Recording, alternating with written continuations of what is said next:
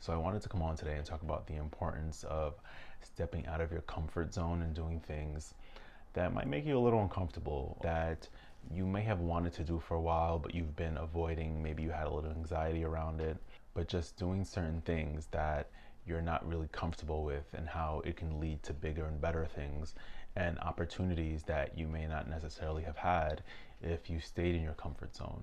So I want you to take a step back and ask yourself, what makes you uncomfortable?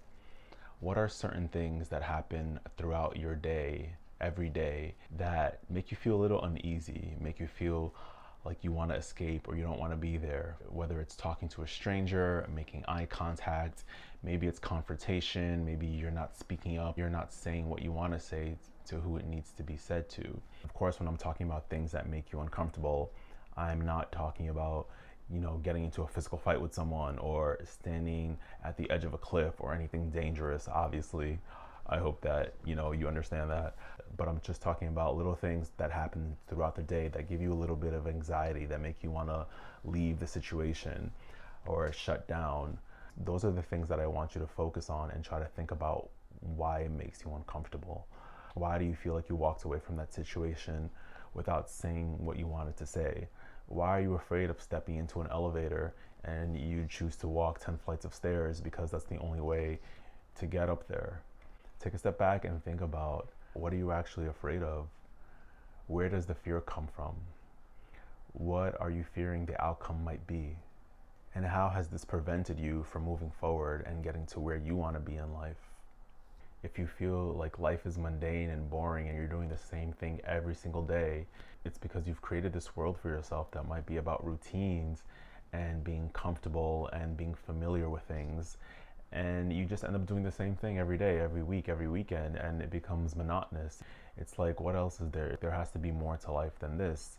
And it's in trying new things and talking to different people, discovering new places, is where you're gonna feel like you're living again. It's where you're gonna feel like you're experiencing life and just trying something different, not being afraid of talking to someone, not being afraid of trying new food. Some people don't want to try new foods. They just shut it down automatically and think they won't like it because it's different. And different can't possibly be good, right? No, you never know where it's going to go when you get out of your comfort zone. Because once you push through it, once you finally do something that makes you uncomfortable or that's spontaneous or just anything that's out of the ordinary for you, you're going to start seeing things in a whole new light. You're going to feel differently. It's going to be like, wow, I actually did that. That wasn't too bad. I made it. I survived it. I can't believe I did it, but I'm still here. I'm still standing. Everything's okay. And it's going to inspire you to continue doing similar things in the future as well.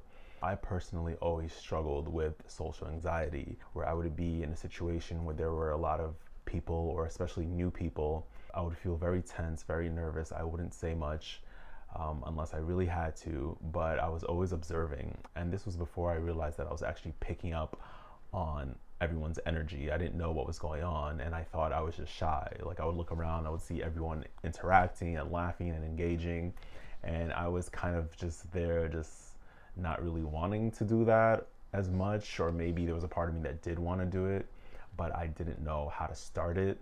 And it kind of made me feel a little insecure, because I always thought, like, what was wrong with me? How can everyone just interact so easily and go up to each other and introduce themselves and just start making small talk? And I am just like watching everyone instead of saying anything. But there's also a side of me that realizes that I don't like small talk.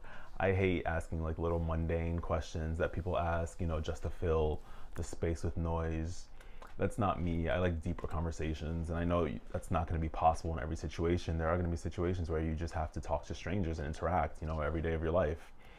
So what I would do is I would start going up to random people and not introducing myself per se, but I would just try to make small talk, like whether I was at the gym and we were talking about like a certain exercise, or if someone wanted to share a machine, or if I was walking in the city, I would purposely go up to someone and ask them for directions, even though I knew where I was going, just to practice, just to get out of my little comfort zone of just being like in my little world, in my body, and kind of wanting to interact with people, but then not at the same time, but knowing that in this world, we have to be social to an extent.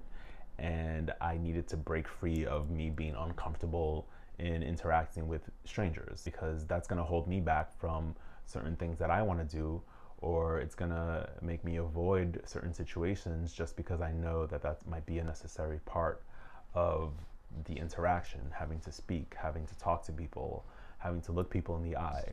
And over time, after I started doing this for a while, I noticed that it did actually become easier. I even applied for a job that I knew would force me to have to interact with people face to face. It would break me out of my little shell of this introverted person that I thought I was, which I am still an introvert in a way, but I feel like I can be very extroverted depending on who is in my energy field. And it made a total difference in how I interact with people, in my confidence when I'm speaking to people. And another thing that I would do as well is join online meetup groups where we would meet in person eventually as a group to, have an experience together, whether it was like a painting class or to talk about energy or spirituality. So it was kind of like homework for me. And I would put myself in these situations because it's something that I could control. Like I could control walking up to someone and saying hi or whatever the case may be. I can control going to an online meetup group as opposed to someone randomly coming up to me unexpectedly, which might have given me a little anxiety in the past. But in having the control and putting yourself out there on your own accord, like when you're ready, it'll make it easier when a stranger does approach you, or if you're in a situation that you're not expecting. It does help you become a little more comfortable as well. But it would be another activity for me to kind of throw myself into a group of strangers and have to be forced to interact. And of course it is, for me personally, it's easier to interact with people who kind of share my perspective with a lot of worldly things and my experiences.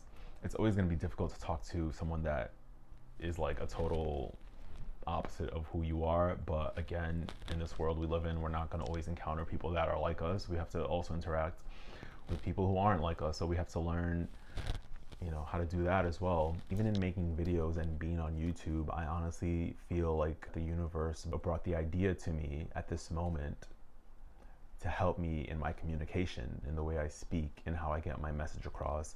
Because growing up, I was the person, sorry, I'm hearing a frequency thing that I hear sometimes when I feel like spirit family is trying to give me a message. You ever get a little frequency thing in your ear, like a little, it sounds like the dial's being changed? Yeah, and that's definitely spirit, probably to confirm what I'm saying, so thank you. But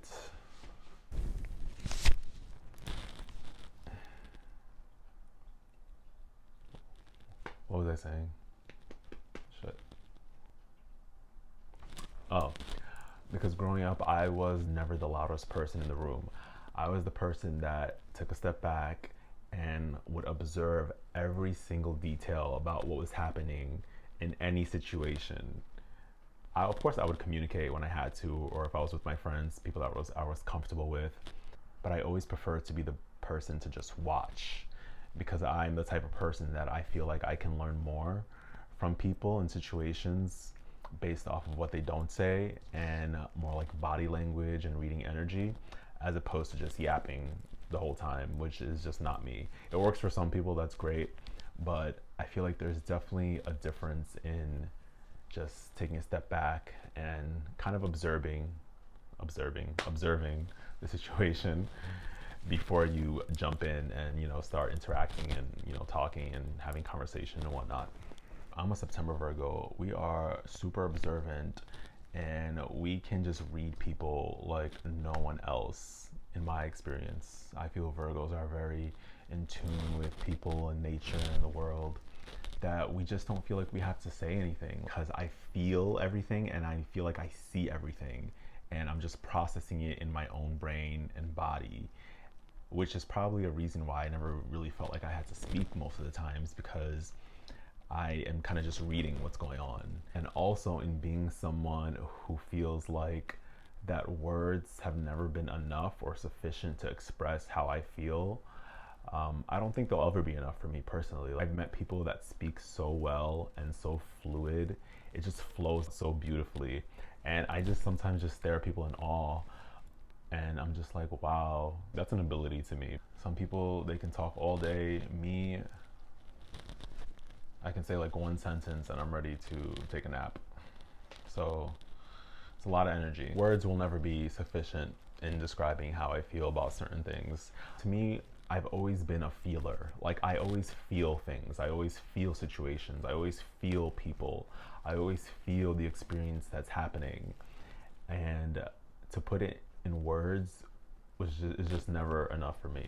I just experience it. But I really admire people who can speak so well and like describe things and talk about things and tell stories. It's definitely a great quality to have, but ideally for me, to be able to speak well and to be able to feel, I feel like it's very rare that I come across someone that kind of possesses both. But when I do, it's really beautiful to watch. Oh, I wanted to say to experience, but to experience.